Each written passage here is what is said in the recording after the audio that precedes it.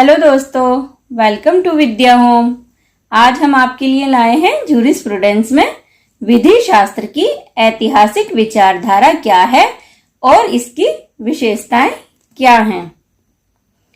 तो चलिए देखते हैं विधि शास्त्र की ऐतिहासिक विचारधारा, हिस्टोरिकल स्कूल ऑफ जूरिस्प्रूडेंस।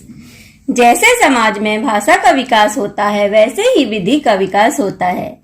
विधि भाषा की भांति लोक समाज की चेतना से स्वयं विकसित होती है। समाज के रीति रिवाज व रूढ़ियां बाद में विधि में विकसित हो जाती हैं। इसके अनुसार विधि पाई जाती है, न कि बनाई जाती है। यह स्वयं में विद्यमान है। इसी को विधि शास्त्र की ऐतिहासिक विचारधारा कहते हैं। 18वीं शताब्दी में यूरोप में राजनीतिक, आर्थिक व सामाजिक आंदोलनों का दौर था। तर्कवाद का विचार राष्ट्रीयता वाले समाज में नए वर्गों के निर्माण का दौर था। इन समस्याओं को सुलझाने के लिए दार्शनिकों ने नई रीति का सहारा लिया। मार्गदर्शन और ज्ञानवर्धन के लिए उन्होंने इतिहास और ऐतिहासिक संकल्पनाओं का सहारा लिया। इस विचार को चलाने वाला स्वेग्नी था। मॉन्टेस्क्यू ने विभिन्न समुदायों की संस्थानों व विधियों के संबंध में शोध कार्य किया और इस निष्कर्ष पर पहुंचा कि किसी भी देश में विधियां जलवायु, स्थानीय स्थितियां, सहयोग या छल द्वारा निर्मित होती हैं।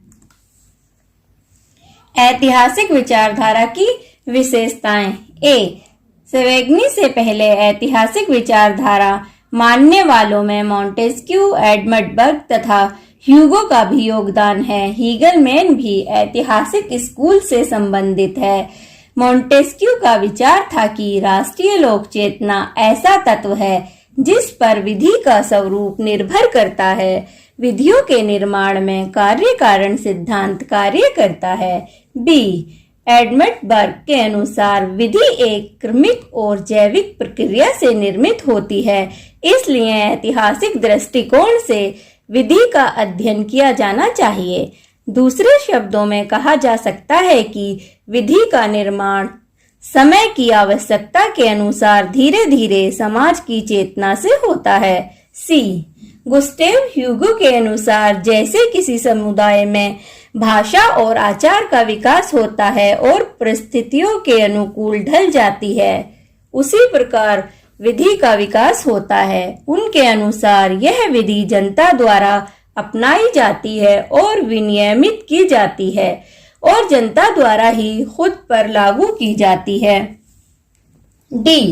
हीगल ने स्वेग्नी के लोक चेतना के सिद्धांत का अध्ययन किया। उनके अनुसार राज्य और विधि दोनों ही मनुष्य के दिमाग की उपज है। संसार की सभी वस्तुएं विकासशील प्रक्रिया से गुजरती हैं। मनुष्य की भौतिक इच्छा और चेतना में लगातार संघर्ष होता रहता है और दोनों के समन्वय के आधार पर मनुष्य विकास की तरफ जाता है। उनके अनुसार जो भी उचित है वह वास्तविक है और जो वास्तविक है वही उचित है।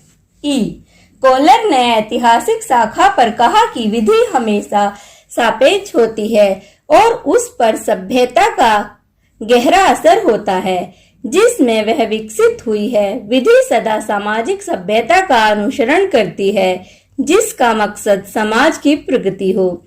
उसने आगे कहा कि मानव मस्तिष्क में प्रकृति के भौतिक पदार्थों को लेकर चलने वाले संघर्ष के कारण ही समाज प्रगति की ओर बढ़ता है।